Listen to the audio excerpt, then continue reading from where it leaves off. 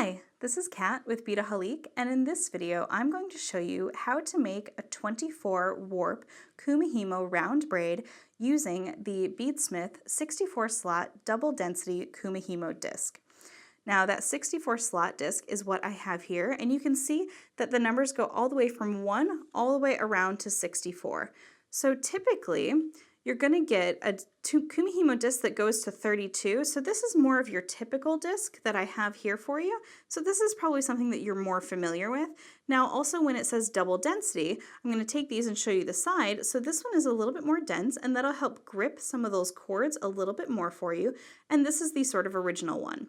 Now we do have the original 32 in the double density, so you can see that here as well. So those are two options that you have. We also have the mini Kumihimo disc. Now this is small, and what I love about this is great for travel. It's very lightweight, but that opening is going to be a little bit smaller, so if you're doing something with some big beads, this might not work for you. You might want to go to the double density. And then we also have our square Kumihimo plates here as well. And we do have videos showing you how to do these. So we have the mini version and the full version here. But they have, as you can see, the same number of slots. It's just, maybe one's a little bit better for travel or for a smaller piece, and one you're going to want to use for a larger piece. All right, so for today, we are going to be using the 64 slot double density disc. And the reason is you can do a lot more with this. So we're going to actually get a chance to do a 24 warp. Now with the other ones you can do 8, 12, 16, but this one's really going to allow us to do something really kind of cool. So this is actually the finished piece that we're going to be making in this video here. And I've come up with this really cool little rainbow pattern. So it's a nice little sort of stepped down rainbow pattern. I'm going to show you exactly where to place your cords so that you can do that.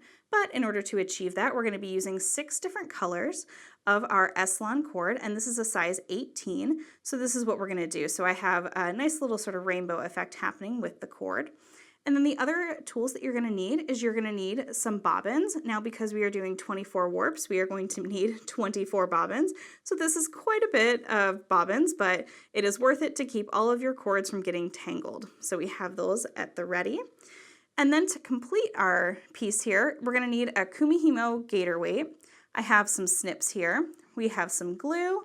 I have my chain nose and my bent chain nose plier. I also have a ruler that's going to help us measure out all that cord.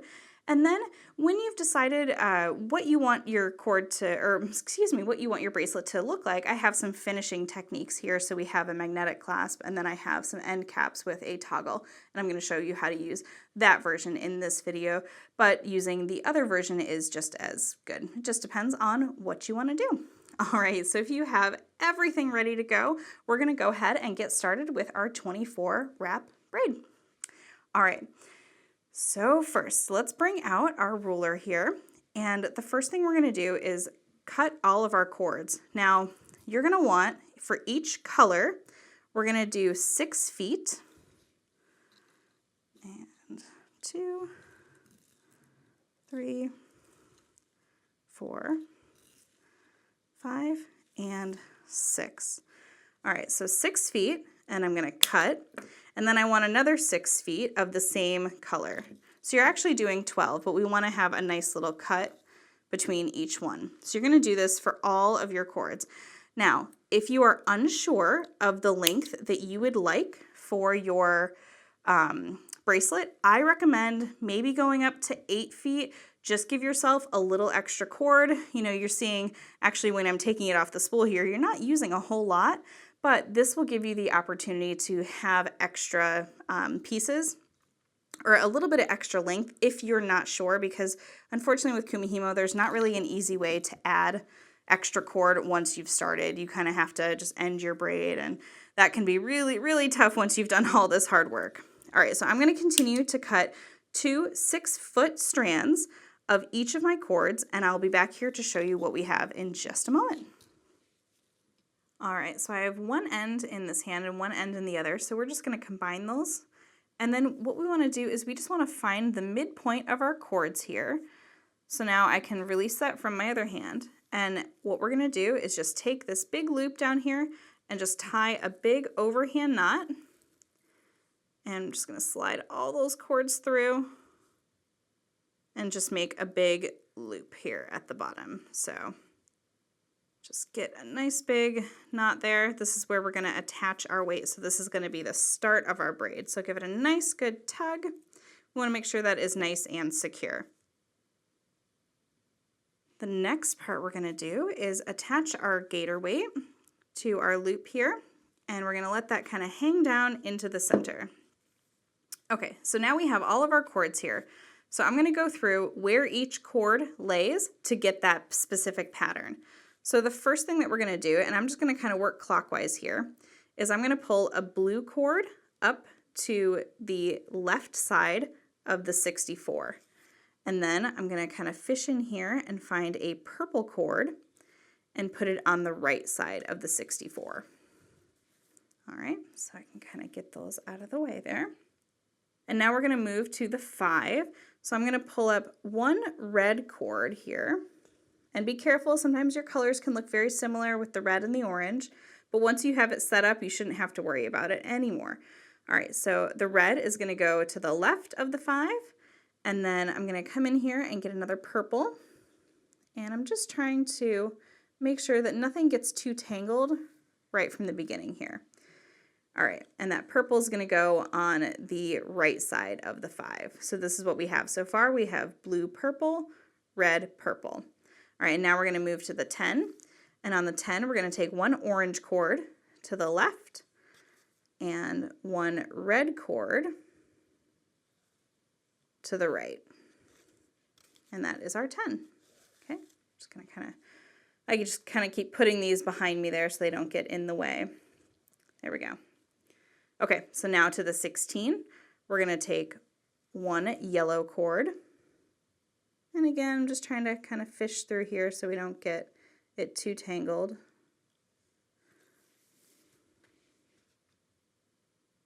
There we go. So we have a yellow cord, and then I have an orange cord on my 16. All right, now I'm just going to kind of move this around here. And to our 21, I need to fish out a green cord and a yellow cord.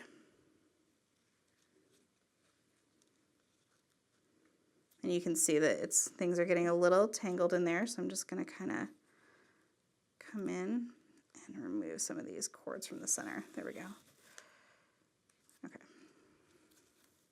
And don't worry, I will go over all of this once I get to the end just to make sure that you guys are in the right position. So in case you're kind of seeing this all happen very crazily, don't worry, I will go over it. Okay, so now I need a blue cord, and this time we're working with the 27. So blue cord, and then a green cord. All right, and now we're down here at the bottom dot here, so I need a blue cord,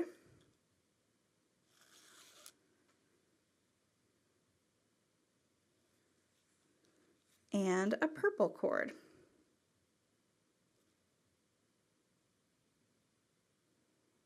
There we go.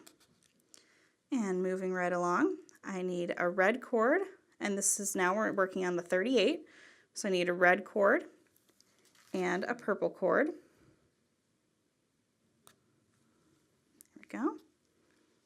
Again, I'm just kind of trying to get them out of the way. Now you can see the reason for the bobbins, because otherwise this would be very hard to do. All right, so now we're going to move to the 44, and I'm going to take an orange cord here. And on the other side is my red cord. And now moving to the 48, which is going to be our dot here, I'm going to take, come on guys. All right, I'm going to take a yellow cord.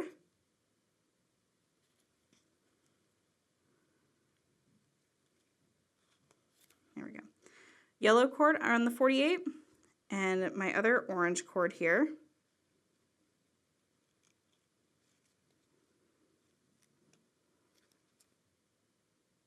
And then we move to the 54, and what we're going to do is we're going to do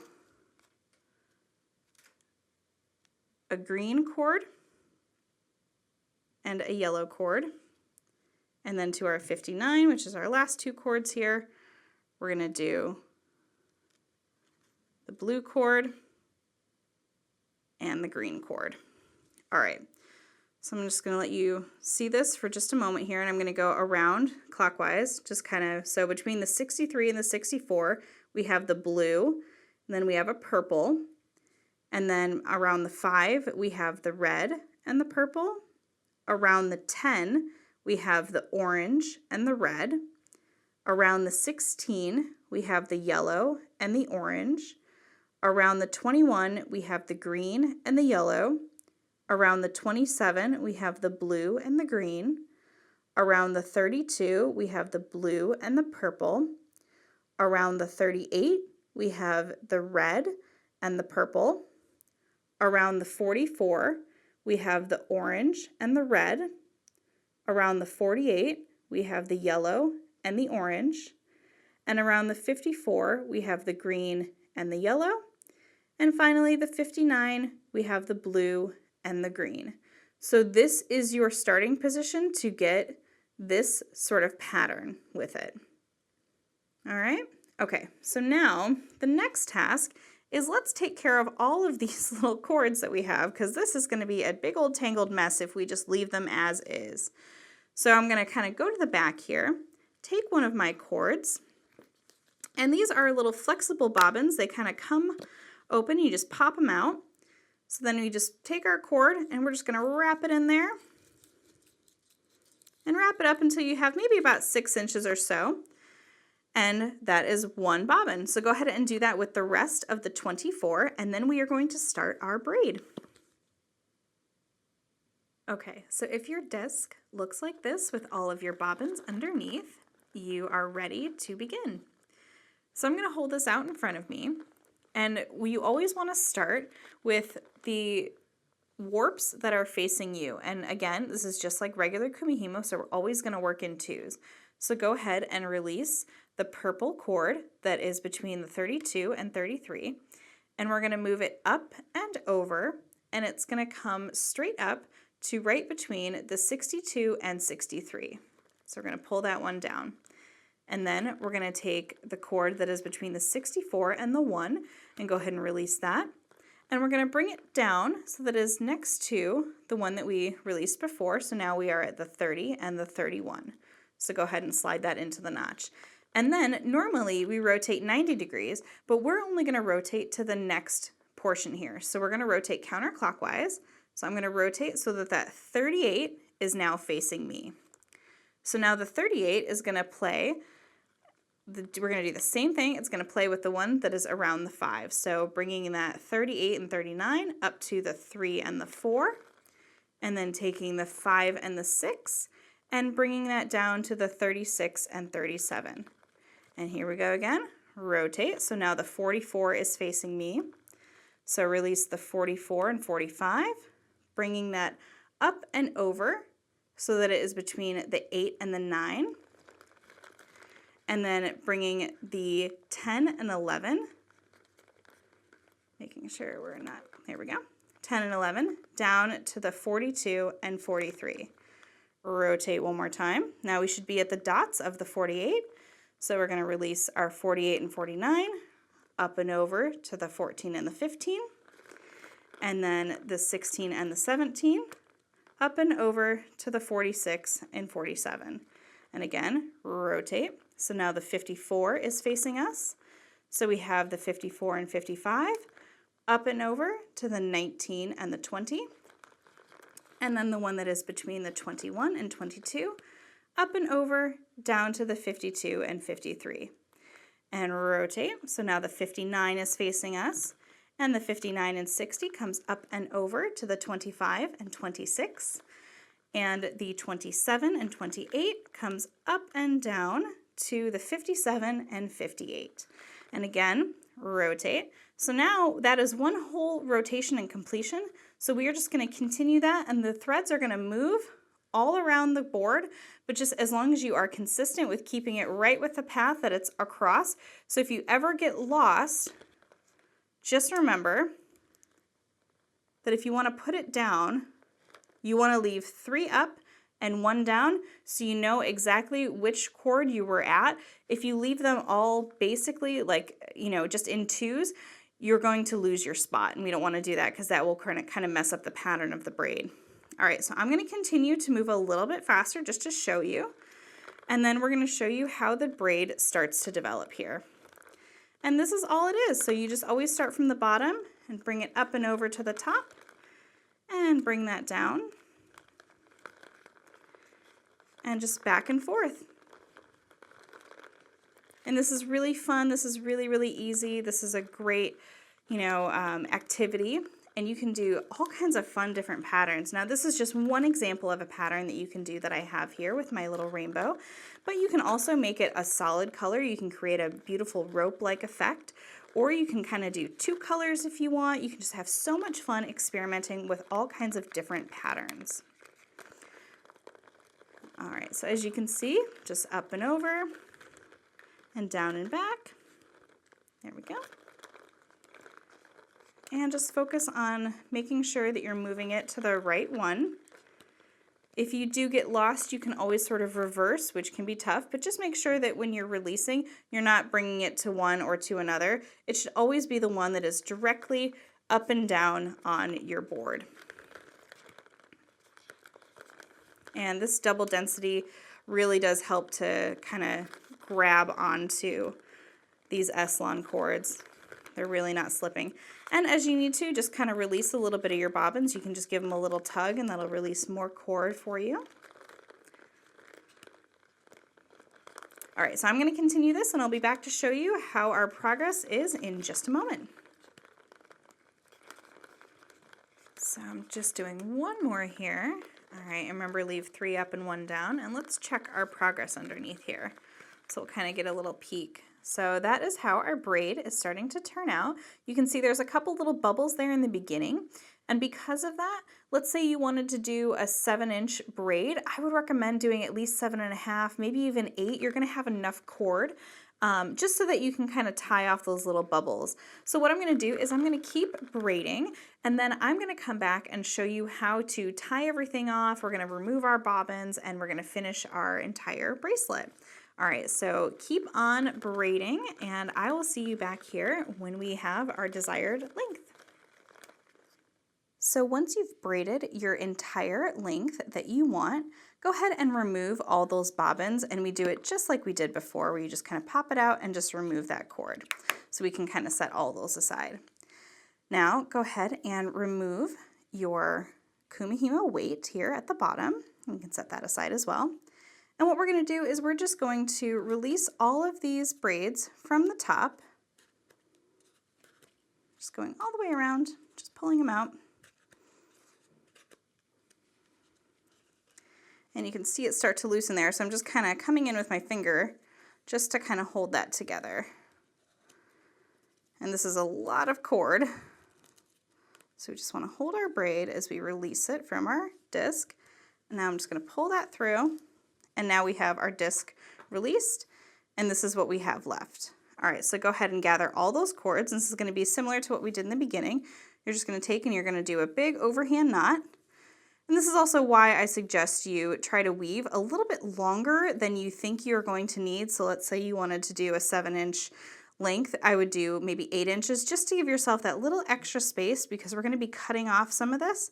So now all I'm doing is just working that knot down so that it stays somewhat close to that bottom there. There we go. All right, so now what I'm going to do is I'm just going to take off a cord, and I'm just going to clip off the blue one here. You can clip off any color. And now what we're going to do is we're going to take it and we're going to tie it around one end here, just doing again that little overhand knot, just like so, and then bring it as close to the end of the braid as you can. And then we're going to give it a nice little tug, because we really want to cinch up and make sure that that braid isn't going anywhere. So give it a nice tug, and then just to secure that, we're going to do one more little knot here. And again, nice tug there. All right. So as you can see, we kind of have that little cord coming across the back there, and that's going to keep all those little ends together. So now I'm going to do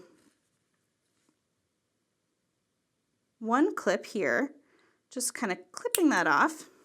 And I'm going to do the same on the other side here, just clipping that off. So we have 2 little tails there. All right, and now go ahead, and this is where you want to get your clasp and everything ready. So let me kind of bring it over here. So we're going to be using our E6000 glue. I have my toothpicks.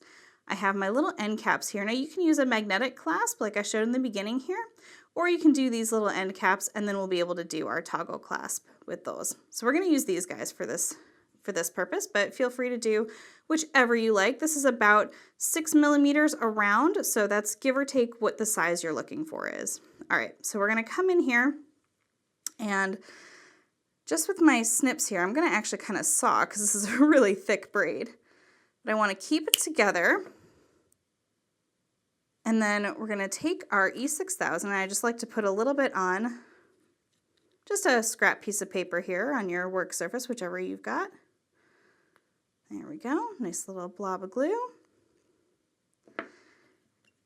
And we're going to take this and add it into the well. And just kind of squish it all around there. We want to make sure that we get some nice glue down there at the bottom because this is what is going to be holding that all together. Don't worry if you have a couple little glue strings hanging out afterwards. That's very easy to clean up, and I'll show you that. All right, so now we want to take all of these cords and you got to get them all in there and pressed down and just kind of give it a nice little twist there just to make sure they all fit down in there really nice and tight. And there you go, so you can just remove that little glue. All right, and just hold it. And then you just repeat this on the other side here. So we're gonna just do that really quick and then I'll be back to show you how to attach your toggle clasp. All right, so the last thing we're gonna do here is we're just gonna attach our toggle clasp. And to do that, we're gonna use a couple of jump rings here. So go ahead and take them in your chain nose pliers, and I'm using a chain nose and a bent nose. And we're just gonna give it a nice little gentle twist open, add it to the loop of one side of the toggle clasp, and then add it to the loop of one of our end caps. Come in with our pliers and close that up. There we go, making sure we have a nice good closure. And just repeating that on the other side there. Giving a nice little twist. Attaching it to our clasp and to the other loop here. And go ahead and close that up. And then we can attach our toggle to our loop there. There we go. And we're all set. So that is how you do a 24 warp Kumihimo round braid. I hope you enjoyed this video. You can get all the supplies that you've seen here by heading over to BeataHaliq.com.